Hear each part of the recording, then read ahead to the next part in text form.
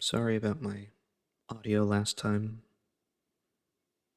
I was in bed using my phone, and the audio wasn't great, so I used AI to fix it. It sometimes cuts off the words, or it'll change how they sound occasionally. I also just speak really stupidly sometimes and don't say the right syllable, or I start with the wrong letter or something. I'm kind of dumb that way. But it does that sometimes, so sorry about that. It also ended abruptly, so I don't know why. I recorded everything. I remember hitting the button to stop, and the time was longer than the video that's saved. I'm not sure why. It's not like the video was a normal time, like 40 minutes or something. I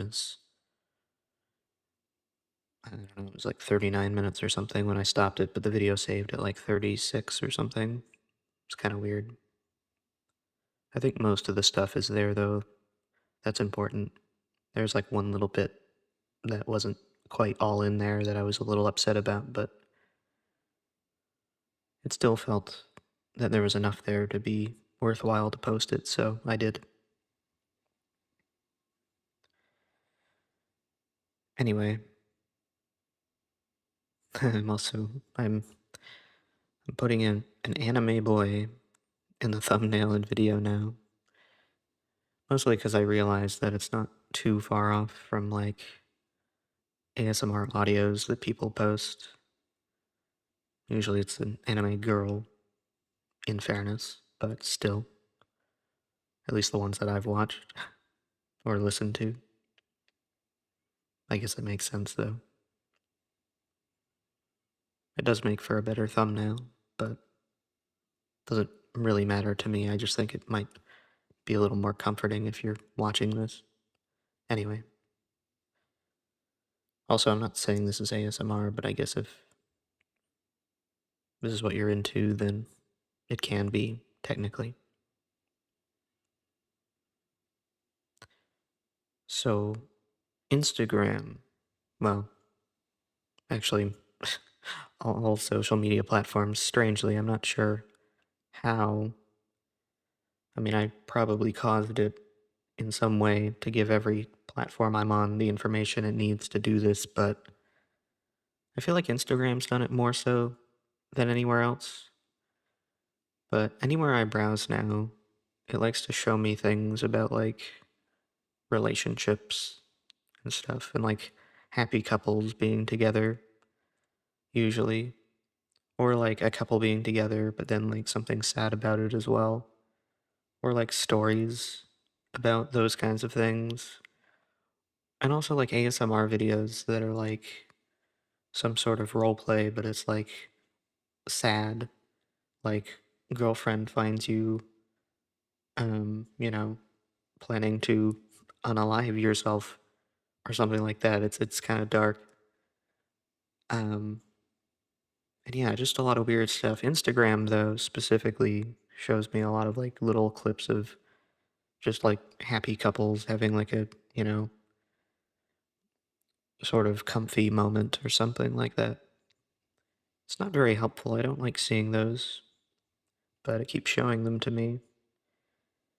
And I mean, I keep watching them, but it's not because I want to. It's just because I don't know, something about it. I just want to, but it just makes me feel worse. So I don't know why I watch them. But I guess Instagram knows, and it's like, no, you need more. I wish it wouldn't do that. I wish you could say I like don't want to watch that. Maybe you can, but I don't know how it would be able to know and filter out all those kinds of videos, and then you just don't see them. But I mean, if it's showing very similar things to me very often, I guess it has to know in some way, right?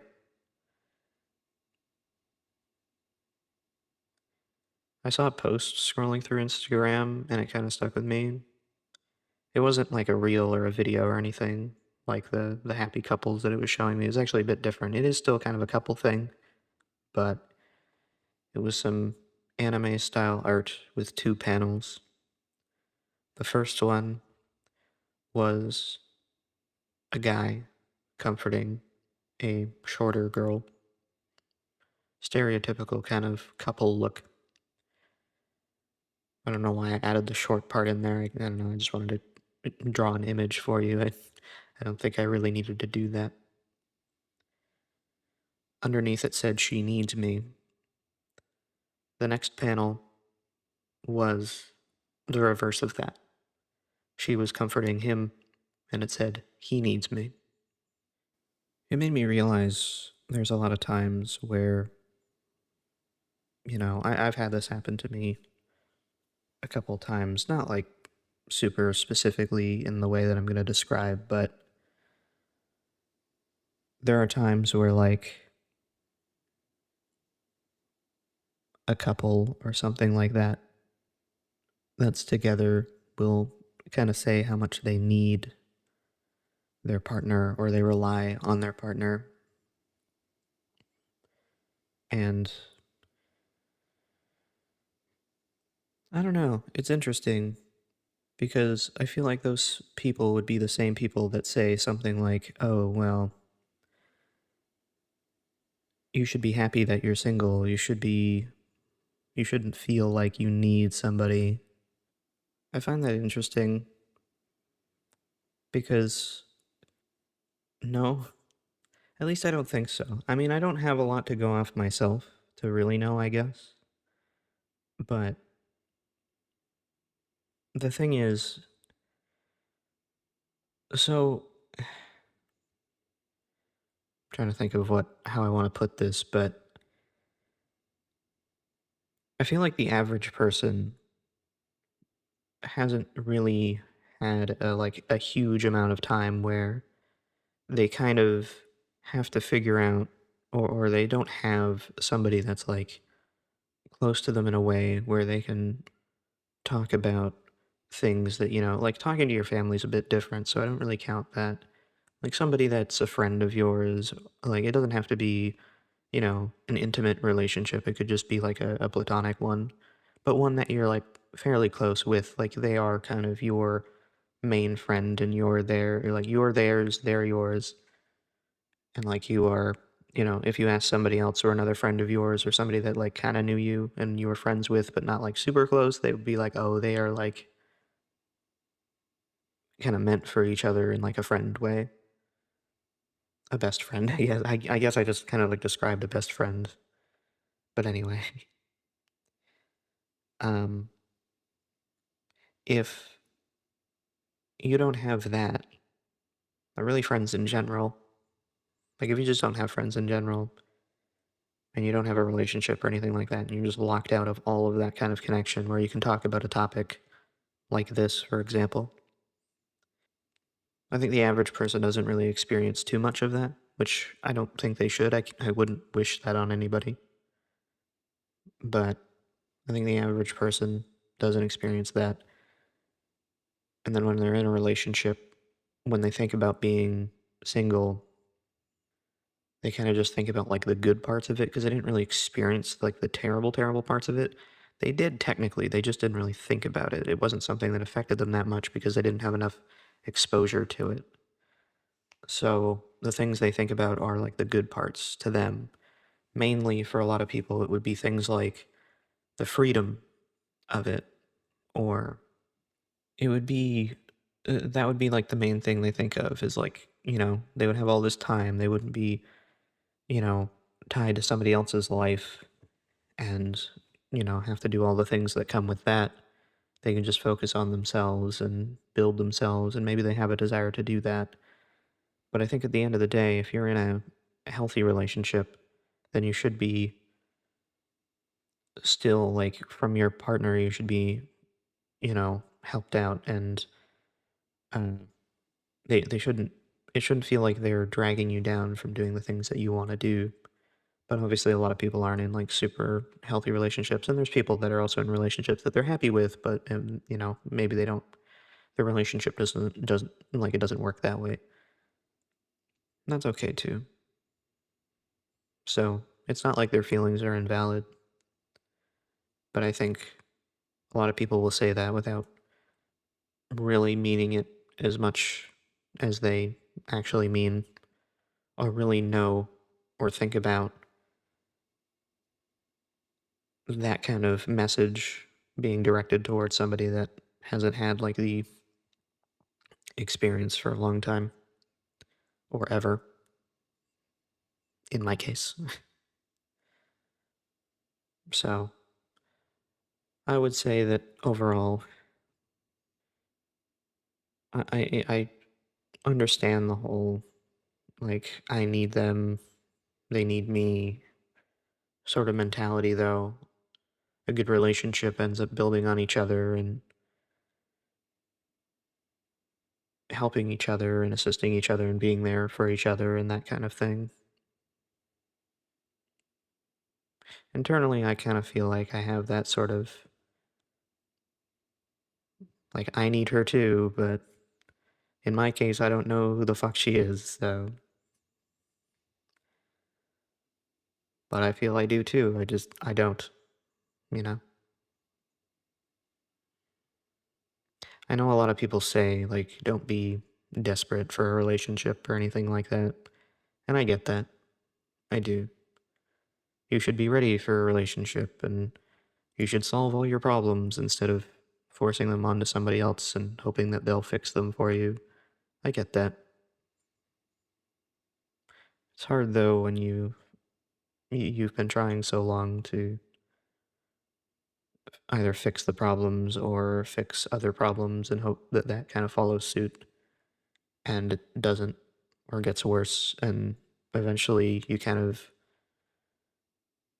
keep sinking into a worse and worse position and then eventually it's like it feels like you can't really do it on your own anymore. At that point it's like what do you do? If you're in a relationship, you might have somebody there to help you. I don't think it's a good idea to have long-lasting problems and expect the person you're with to fix those, but to maybe every once in a while drag you out of a bad spot. It's a little worse than usual. Get you back up so that you can keep fighting through the rest of it. I think that is a valid hope to have in a relationship. I don't know though. I don't, again, I don't have the experience myself. So maybe that's all not true or doesn't apply or I'm still expecting way more out of something like that. I don't know. That would just be what I would think. I'm really tired lately. Feels like I kind of barely last through the day, which I don't really know what that means. I think mainly I'm scared that I'm gonna like do something without thinking it through and at worst like hurt myself in some way. I don't think I will, but it feels like that sometimes. Ever since I recorded the last video, things felt a bit different. I can't stop watching those Instagram reels and stories for one. I keep thinking of like a very non-specific, unspecified girl in my mind that in my imagination would be, you know, my girlfriend, I guess. Should say I guess, I know that's what I'm picturing. I think about all the things we do. I did that for a bit, but now I'm picturing those as like imagining some life that way, and then a sad moment to go along with it. I guess it comes from how I'm feeling now. I'm not really sure why I think about that. It might be some subconscious defense mechanism, I don't really know. Like, some of the topics I think about are like, you know, imagine this, fake relationship in your mind, and then what if she was to find me, like, you know, about to end myself like that one video that I was describing? Or like, what if I went to the hospital and I had like a terminal disease or something, and my last moments was witnessing her like begging me not to leave her or something. It's a sad thing to think about. I'm talking about it nonchalantly, but it is a sad topic. It makes me feel warm thinking about that. Not in like a positive way, like a feels like I'm gonna like pass out from like a heat stroke or something. I also feel like really hollow. I do all the time, but feels like my like insides are sinking into an endless void. I don't like it, but I can't stop thinking about it. The reason I say it's like a subconscious defense mechanism or something of that sort is because I feel like it's me trying to convince myself that my current problems would hurt the other person more than their presence would help me, which is probably true. I imagine it is true. Again, I don't know. I don't think I will ever know. Nor do I want to find out if that's true. I'd like to find out that that's false, obviously, if that were the case.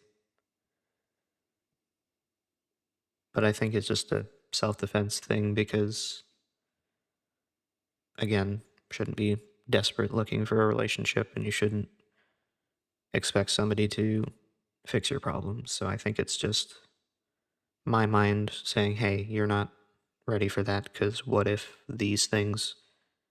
And for some reason, it just goes towards like the worst thoughts. Things also, well, I guess the second one would be more out of your control, but the first one, not so much. I think it's morphed into something else, though. It's still sad in the same way. I think about that terminal disease idea, and now I'm thinking of it in like a way where what if somebody, like, if I had a terminal disease right now, who would visit me? Like, if I had months before I were to die, like, who would visit me? I don't think there would be that many that visit. My parents would come, of course, and maybe my grandfather, he lives pretty close. I have two high school friends that I talk to. They might find some way to make the several hour trip that they need to make to come and see me. It's kind of a 50-50, though. I think that'd be it. It wouldn't really affect that many people. I don't think I should be imagining that scenario, though. I feel like that's some sort of, I don't know, it's thinking about something worse. It's a scenario that's kind of masking a bigger problem, I think. I'm not exactly sure what that is, but it doesn't feel good to think about, but it keeps kind of finding its way back to the surface in some way, which I don't really like. I've noticed that a lot of things don't bring me that much joy anymore. I noticed it gradually a while ago. I kind of started to lose interest in certain creative endeavors, things like making music or drawing. I wanted to make a new t-shirt design for my Twitch stream. I already have merch on there, but I wanted to make like a better design, something that was a little more custom for it. A lot of the stuff that's on there is kind of just existing designs I use for my branding elsewhere, but put on a shirt.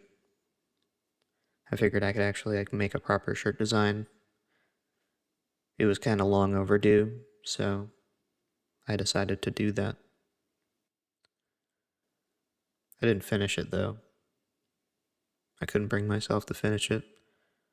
It started well, but eventually, like as I was drawing it, it just felt harder and harder to want to do it.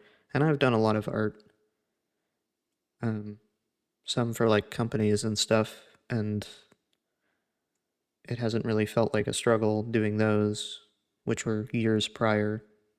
It was a struggle sometimes, but in like the normal art way, where you're like, that's not really working. What do I do? I can't get this line right. I can't get the shading right, whatever.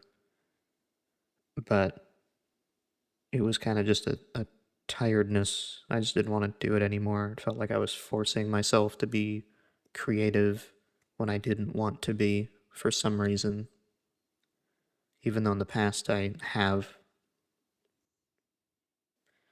It felt a little more worrisome because in the last while, I don't really enjoy like games, like video games and stuff. I, for some reason, just can't bring myself to get past like the start button, just starting the game up. And even when I do, I start playing them and then I just don't want to play them anymore. And I quit out of them after like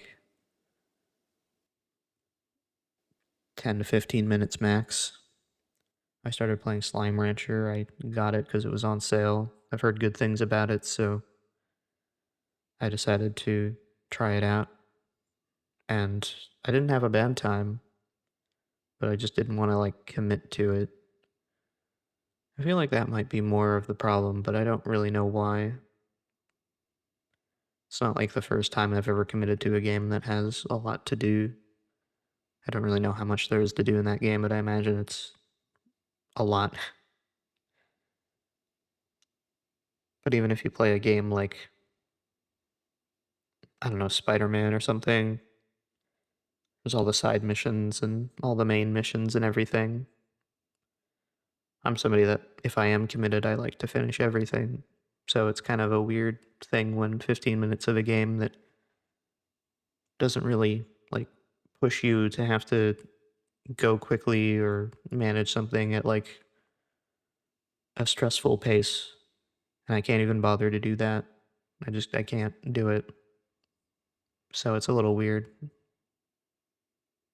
I don't exactly know why. I was kind of trying to think about it. I thought maybe it was because I felt like maybe I wouldn't be around to finish them, but I don't really plan to like not be around, so I don't really know why I'm keeping it that way. I keep thinking about it, but I'm not really thinking about doing it, so I'm not sure why I feel that way. I think I also feel some guilt playing games now, especially if I'm not like recording it or streaming it or anything. I don't work at the moment, and I don't really go out that much unless I have to. So I feel like if like my parents saw me playing a game, then it's kind of like more ammo for them to justify me looking lazy and useless and things like that. And I essentially am, at least the useless part. So I try to avoid games in that way too. If it's something that like my dad is playing though, then I don't feel as bad about it because he kind of wants me to check out stuff that he's playing. I tried playing Indiana Jones. I didn't really like it that much, but more so because of the commitment thing. Same sort of scenario. I uh I do watch YouTube videos though, so I probably still look pretty lazy and useless doing that anyway, so I'm probably not helping myself with that problem. I do that more though. It feels more comfortable since I don't really have to commit or think when watching a video versus like playing a game. Because even if I played a game that I was committed to, or like playing a game again that I've already played all the way through, which I guess I wouldn't feel as bad playing since, I clearly enjoy them if I played them all the way through, then those aren't that bad. But if it's a game that I haven't played before, then you have to like think when you play a game, like a strategy or solve a puzzle or whatever it is, depending on the game. If you're watching a video, even if it's a video of a game, somebody's obviously playing it and you're not, so you just have to watch. So I find that a lot easier to do now because I don't really want to think about that. It feels hard to exist. So to exist and also try to solve a puzzle, I'm good. I'm alright. I'm just kind of too tired to really try. I've never been diagnosed as depressed or somebody with ADHD or autism or any sort of mental disorder that way. But I've had a lot of people, I've had a few people in my life that have both told me online and in real life, like if I've been checked for any of those sorts of things, or if I know, or if I have any of those sorts of things, or whatever. So it might be possible. I feel like the depression one is probably pretty obviously there, but I'm not going to specifically say that because I don't know. So I don't want to say. I need a medical professional to tell me that. But I'm going to use that wording anyway, even though it may or may not be. Because the first time I felt depressed, anyway, I know I know when I felt that for the first time. The first time that I was able to walk home on my own from school was in the 5th grade. Before then, I would have to wait at my school. There was a little after school program.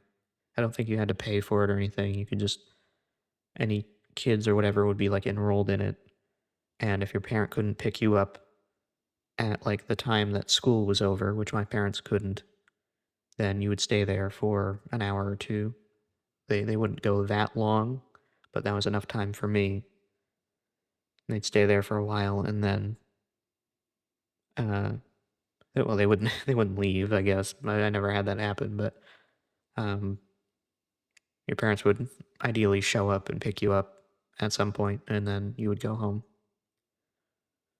But in the 5th grade I got a pretty close friend. At that time I had a best friend and I had them in the 5th grade. And they walked home on their own. And so they happened to live close to me. So they figured, hey, if I can walk home on my own, then I could actually just walk with them. So my parents took me out of that program and we walked home together. It was good.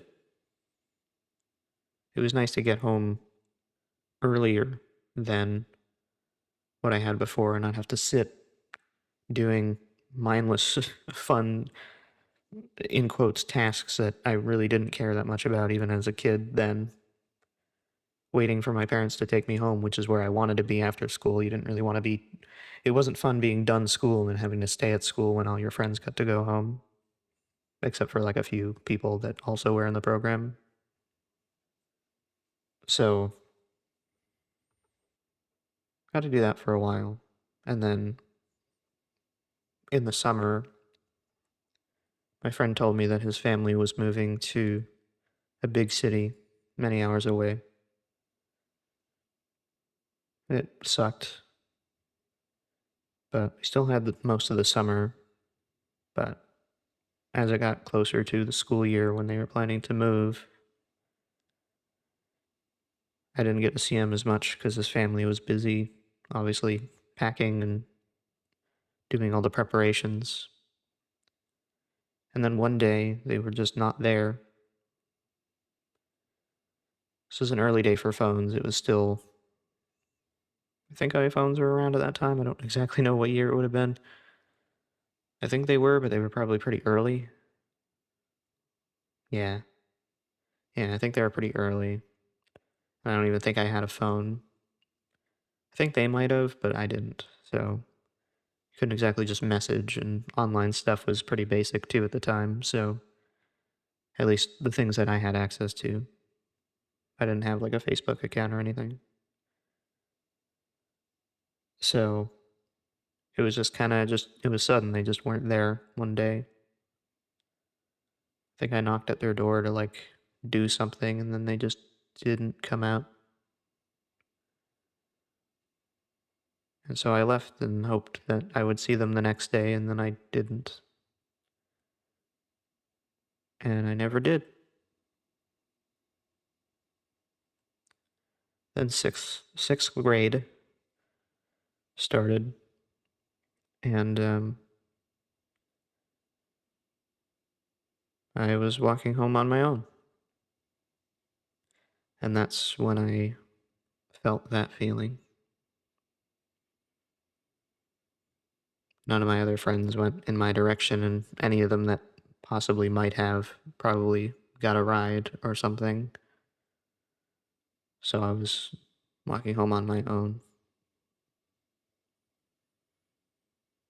It was minor, but it was something that made me feel sad, but in a way that wasn't what I had felt before. I remember that feeling like what I feel now, just a lot less significant, a lot less significant. So it went away and came back, and went away and came back from time to time. But what I feel now has been there for quite a while now.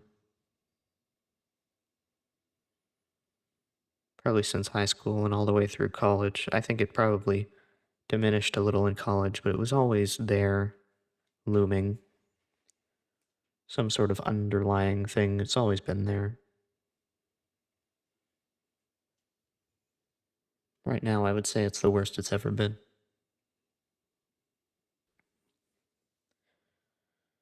In terms of ADHD and autism, I'm not really sure. I'd never claim I have either one, but I've been asked multiple times if I have them in my life as well, so who knows? Some choices I've made in my life make me think I might. Um, for example, I had a friend of mine that sent me some messages on Facebook in like the 8th grade. It was like right when I got a Facebook account. She moved to another school that summer, so she was in 7th grade with me. And she texted me, we were texting for a bit, and then she said she had a secret to tell me. And then she told me that when we were in the 7th grade together, that she had a bit of a crush on me.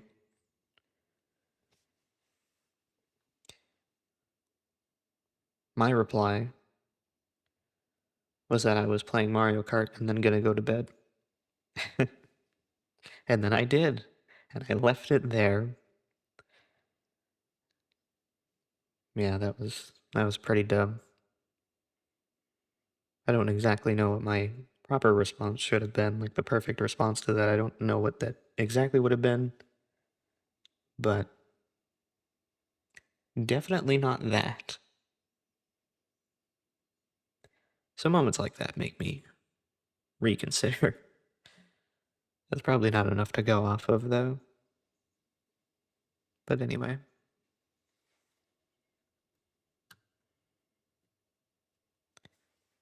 I've had crushes in high school, but I don't believe anyone had one on me. All of the ones that I had were like super out of my league, though. Like super out of my league. I never tried asking any of them out because of that. I kind of wish I tried at least like one person. Because like even if I was rejected, at least I could have said that I tried and I was rejected. But I don't exactly have the ability to say that. Now I just have a lifetime of never having an answer and just the constant wonder of what possibly could have been.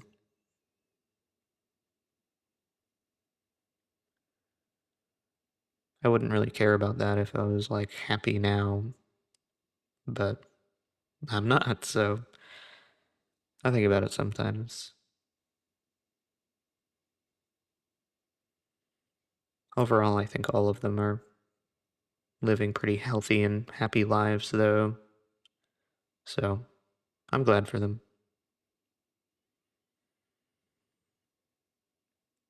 Of course, I've always wished the best for them and, everybody I've known, really. So I'm glad they're doing well, regardless of me. Just kind of sucks not to have someone, you know?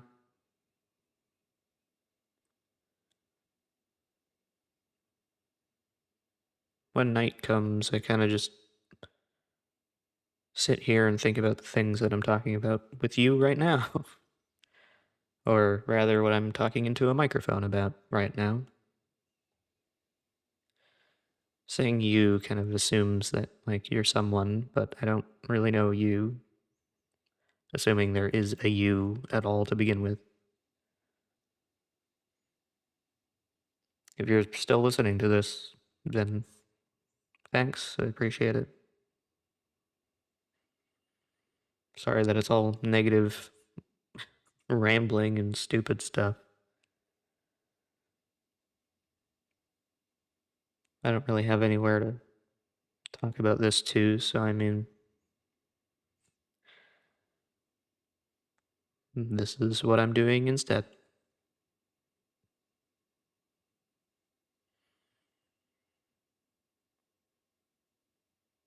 Since I'd say the later half of high school, I haven't been able to sleep without, like, hugging a pillow or a stuffed animal at night.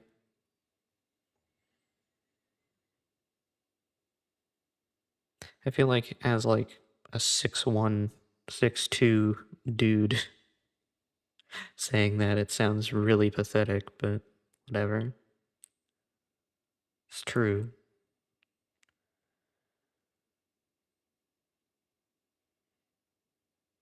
When I first started that, I didn't really know why I was doing it. It just kind of felt comfortable. I think now I realize that it just hurt feeling alone, and that kind of simulated something or someone being there.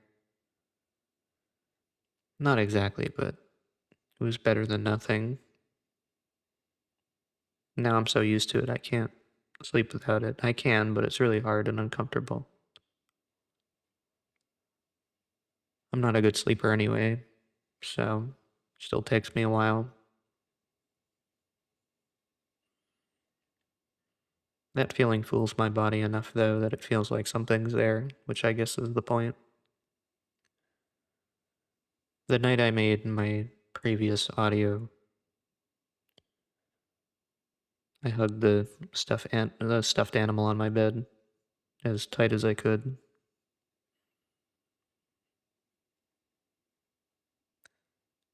and I cried a little bit.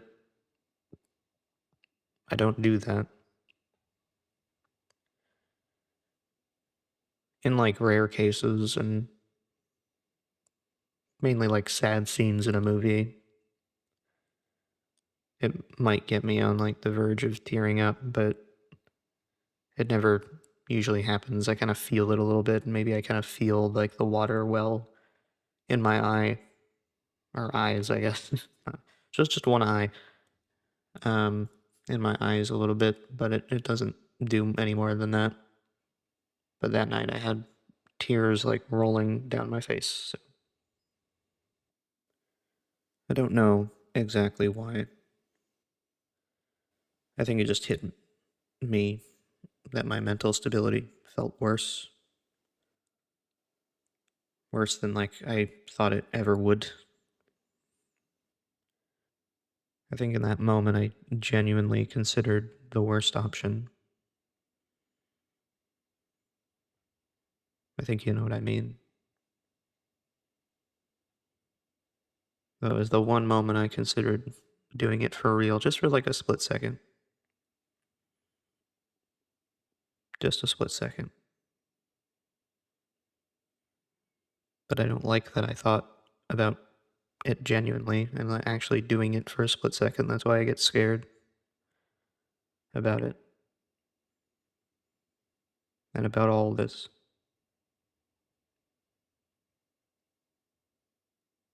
I don't know if that was it for sure, though. I think my main reason for crying was the fact that I don't have enough to give anymore to dig myself out of the hole. But I also don't have anybody to really help me out either. And I don't want it to be like my parents or anything. They don't deserve that. Nor do I think they do it right. Wouldn't feel right to me.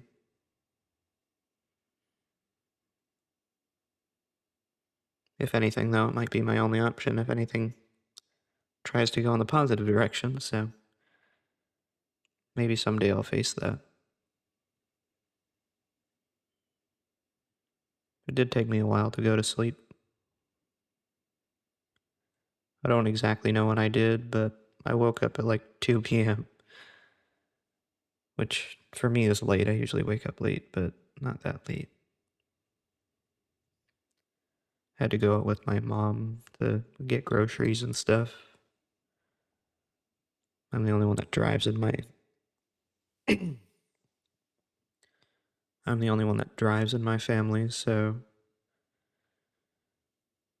kind of needed to be there. Didn't feel like that much time passed since crying and walking around a Walmart. I still felt really bad, but I tried to put on a more presentable face at the times when it mattered. The times where my mother was able to see my face. Otherwise, to the strangers around me, I probably looked like I was dying or something, or like I was some sort of reject on like a drug high or something. Nope, it was just me being really fucking tired and very lonely. But yeah, we got some McDonald's to eat on the way back. Well, I guess not on the way, but to eat when we got back. While I was unpacking everything, I dropped my dad's fries. I'm very naturally clumsy. I hate it. I hate that so much. I like to, I try to do everything purposefully, and I try to be very calculated, or feel very calculated in every move that I make, but in reality, I drop shit all the time. I do it all the time. I also jam my fingers into random stuff. And yeah, it's bad. My fingers are all like scraped up on their tips around the nails, hangnails everywhere, because I just always do that. They always hurt. I shouldn't do it, but I can't help it. It just happens. My fingers always hurt. It kind of sucks. Among other things, though, it's not the only thing that hurts. So, that one's a bit easier to deal with.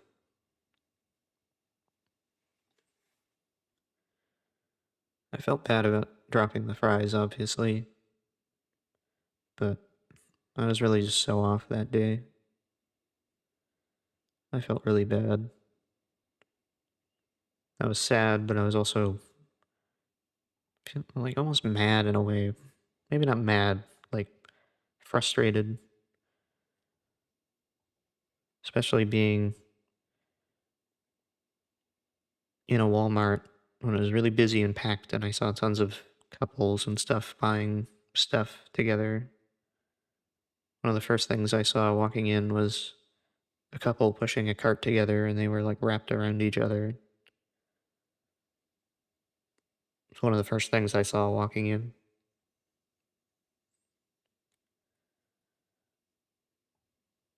So I was just kind of frustrated that I'm not allowed to live like that. I don't feel like I'm allowed to live like that, but I really want to.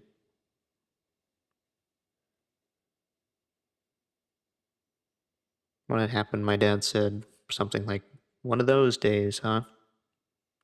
But in like a way with like slight frustration at me. From like his tone, I could kind of feel this underlying disappointment that he has in me that I think he tries to hide from me. Kind of like I hide this, I guess. I snap back at him a little bit, more than I meant to. I always sound more frustrated than I actually am, or at least I feel like I want to want other people to feel like I am. I don't know what I'm saying, but I didn't want to seem as angry as I was with what I said. I don't exactly even remember what I said. I think I just said something like, yeah, but a bit more yelly.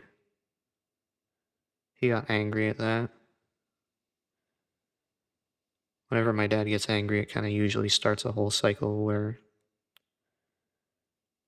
he always puts himself in the position of being right. He like makes you feel bad about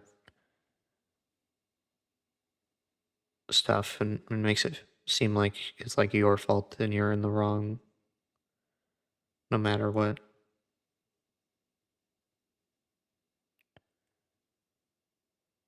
Luckily, he just angrily stayed silent, which is a pretty rare occurrence, but I was glad. I didn't want to put up with that. I don't think I could have handled it. So we just ate our food, put on a show. The tension died down over time, and so we kind of just dropped it. Like the fries.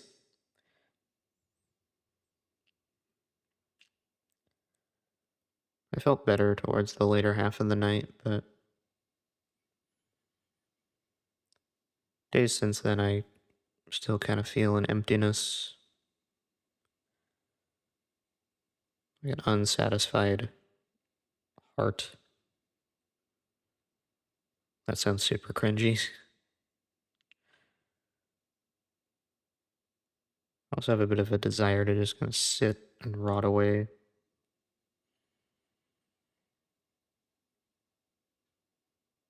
I don't like it, but I don't really know how to get past it. Anyway, I'm gonna leave this here. If you watched this whole thing, thank you very much. I don't think you're really getting a lot out of it, but if you're using this as like an ASMR video, then I hope you sleep well. Or that this has relaxed you in some way if that's what you're looking for.